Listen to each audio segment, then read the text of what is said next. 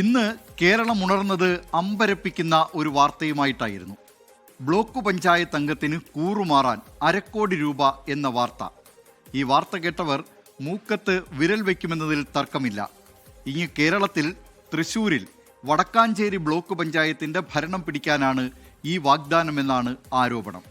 ആരോപണ വിധേയനും പണം വാഗ്ദാനം ചെയ്തെന്ന് ആരോപണ വിധേയൻ പരാമർശിച്ച പാർട്ടിയുമൊക്കെ ഇക്കാര്യം നിഷേധിച്ചിട്ടുണ്ട്.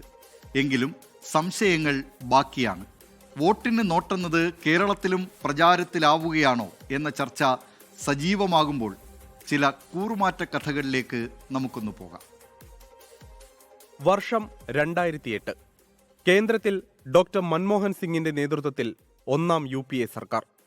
ആണവ കരാറിനെ ചൊല്ലി ഇടതു പാർട്ടികൾ UPA സർക്കാരിന് പിന്തുണ പിൻവലിച്ചതിന് പിന്നാലെയാണ് നാടകീയ സംഭവങ്ങൾ. കേന്ദ്ര സർക്കാർ വിശ്വാസ വോട്ടിലേക്ക് കടന്നു. വിശ്വാസ വോട്ടെടുപ്പ് ദിവസം 3 BJP MPമാർ ലോക്സഭയിൽ നോട്ടുകെട്ടുകൾ ഉയർത്തിക്കാട്ടി. മഹാവീർ ഭഗോഡ, ഫഗൻ സിംഗ് കുലസ്തെ, അശോക് അർഗൽ എന്നിവരായിരുന്നു ആ BJP MPമാർ. വിശ്വാസ വോട്ടിനെ പിന്തുണയ്ക്കുകയോ വോട്ടെടുപ്പിൽ നിന്ന് വിട്ടുനിൽക്കുകയോ ചെയ്യാനാണ് 1 കോടി രൂപ കോഴ നൽകിയതെന്നായിരുന്നു ആരോപണം. അന്ന് 3 MPമാർക്ക് ആകെ 1 കോടി രൂപയെന്നതായിരുന്നു ആരോപണമെങ്കിൽ ഇന്ന് ഒരു ബ്ലോക്ക് പഞ്ചായത്ത് അംഗത്തിനാണ് 1/2 കോടി രൂപ കോഴ വാഗ്ദാനം എന്ന് പ്രേക്ഷകർ അറിയുക. വടക്കാഞ്ചേരി ബ്ലോക്ക് പഞ്ചായത്തിൽ ഇരു മുന്നണികൾക്കും 7 സീറ്റുകൾ വീതമായിരുന്നു. മുസ്ലിം ലീഗ് സ്വതന്ത്രനായി ജയിച്ച ജാഫർ പ്രസിഡന്റ് തെരഞ്ഞെടുപ്പിന് തലേ ദിവസം കോൺഗ്രസ് വരവൂർ മണ്ഡലം പ്രസിഡന്റ് AA മുസ്തഫയോടാണ് കോഴ വാഗ്ദാനത്തെക്കുറിച്ച് പറഞ്ഞത്. ഒന്നുകിൽ 1/2 കോടി രൂപ, അല്ലെങ്കിൽ ബ്ലോക്ക് പഞ്ചായത്ത് അധ്യക്ഷ സ്ഥാനം എന്നതായിരുന്നു വാഗ്ദാനം. പ്രസിഡന്റ് സ്ഥാനത്തേക്ക് LDFന് വോട്ട് ചെയ്ത ജാഫർ വൈസ് പ്രസിഡന്റ് സ്ഥാനത്തേക്ക് വോട്ട് ചെയ്തതുമില്ല. ജാഫറിന്റെ വോട്ടിൽ LDF ജയിച്ചു.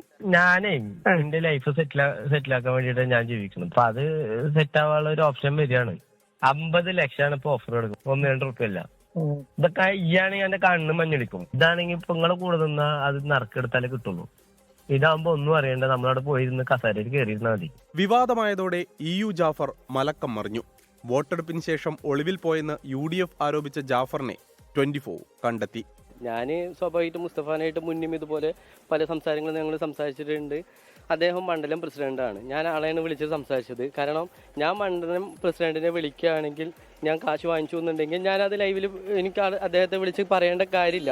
കാരണം ഞാനത് വെറുതെ ഒരു ഫ്രണ്ട്ലി ടോക്ക് എന്നുള്ള രീതിയിൽ മാത്രമാണ് ഞാനത് സംസാരിച്ചിട്ടുള്ളൂ. അതിൻ്റെ അപ്പുറത്തേക്ക് ഒന്നും ഇല്ല. UDF ഏതായാലും ജാഫറിനും CPIMനുമെതിരെ നിലപാട് കടുപ്പിക്കുകയാണ്. ഉത്തരേന്ത്യൻ സംസ്ഥാനങ്ങളെ പോലും നാണിപ്പിക്കുന്ന രീതിയിൽ ഒരു കുതിരക്കച്ചവടത്തിലൂടെ കൈക്കലാക്കിയ വടക്കാഞ്ചേരി ബ്ലോക്ക് പഞ്ചായത്ത് പ്രസിഡന്റ് സ്ഥാനവും വൈസ് പ്രസിഡന്റ് സ്ഥാനവും രാജിവെച്ച് ജനാധിപത്യത്തിന് ഒരു വ്യക്തമായ ഒരു അന്തസ്സുണ്ടാക്കി കൊടുക്കാനുള്ള ഒരു രീതി CPMും ഇടതുപക്ഷവും സ്വീകരിക്കണമെന്നാണ് ഞങ്ങൾക്ക് ഈ കാര്യത്തെക്കുറിച്ച് ആവശ്യപ്പെടാനുള്ളത്. UDF ആരോപണം CPIM നിഷേധിച്ചിട്ടുണ്ട്.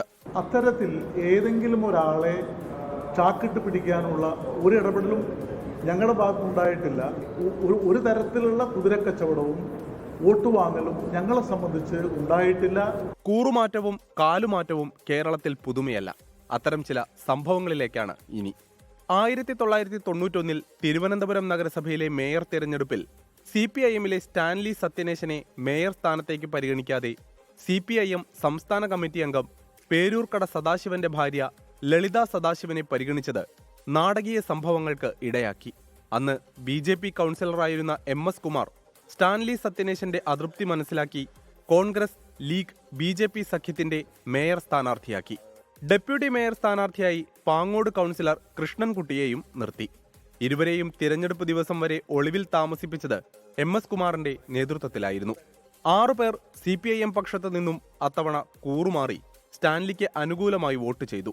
ഒറ്റ വോട്ടിന്റെ പിൻബലത്തിൽ അധികാരത്തിലുണ്ടായിരുന്ന സംസ്ഥാന സർക്കാരിനെ കൂറുമാറ്റത്തിലൂടെ താഴെയിറക്കുന്നതിനും കേരളം സാക്ഷ്യം വഹിച്ചിട്ടുണ്ട്.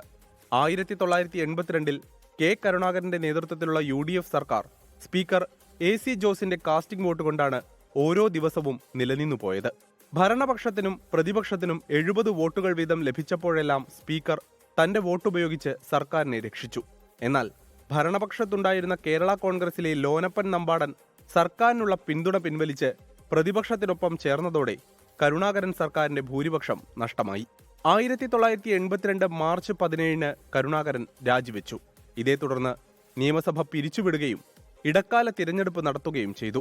ഇത്തരം കൂറുമാറ്റങ്ങൾ തടയാനായി പിന്നീട് 10ാം ഷെഡ്യൂൾ പ്രകാരം കൂറുമാറ്റ നിരോധന നിയമം ശക്തമാക്കി എന്നത് മറ്റൊരു കാര്യം. തദ്ദേശ സ്ഥാപനങ്ങളിലെ കൂറുമാറ്റം തടയാൻ കേരളത്തിൽ ശക്തമായ നിയമങ്ങളുണ്ട്. The Kerala local authorities prohibition of defection act 1999 പ്രകാരം അവരെ അയോഗ്യരാക്കാം.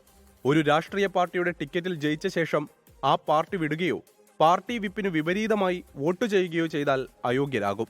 ഒരു മുന്നണിയുടെ ഭാഗമായി ജയിച്ച സ്വതന്ത്ര അംഗം ആ മുന്നണി വിടുകയോ മറ്റൊരു പാർട്ടിയിൽ ചേരുകയോ ചെയ്താലും അയോഗ്യത വരും. ഇങ്ങനെ ശക്തമായ നിയമങ്ങൾ ഉണ്ടായിട്ടും കാലുമാറ്റവും കൂറുമാറ്റവും നാട്ടിൽ തുടർക്കഥയാവുകയാണ്.